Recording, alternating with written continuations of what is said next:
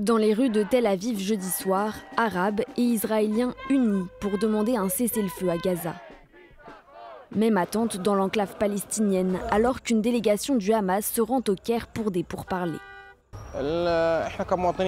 En tant que citoyens palestiniens, nous attendons les nouvelles des délégations palestiniennes qui se rendent au Caire ou au Qatar, ainsi que les délégations israéliennes, afin d'essayer de connaître toutes les nouvelles relatives à un cessez-le-feu total, comme nous le souhaitons.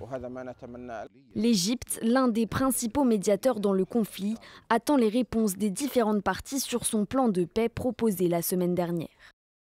Il s'agit d'un projet cadre destiné à rapprocher les points de vue de toutes les parties concernées dans le but de mettre fin à l'effusion du sang palestinien, faire cesser l'agression contre la bande de Gaza et rétablir la paix et la sécurité dans la région. Le plan, dont les détails n'ont pas encore été révélés, comprend 3 étapes.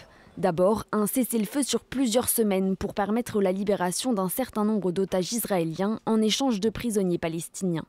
Dans un second temps, le plan prévoit un dialogue national palestinien supervisé par l'Égypte. L'objectif, apaiser les tensions entre les différentes factions palestiniennes et former un gouvernement de technocrates pour administrer à la fois la Cisjordanie et la bande de Gaza. Il aurait aussi pour charge de reconstruire l'enclave.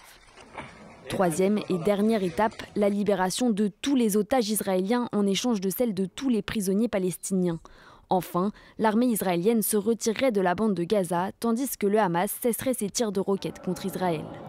Un plan qui, en l'état, a peu de chances de convaincre les différentes parties, car le Premier ministre israélien Benjamin Netanyahou a juré d'éliminer le Hamas, qui, lui, refuse toute libération d'otages sans l'arrêt total de l'offensive israélienne à Gaza.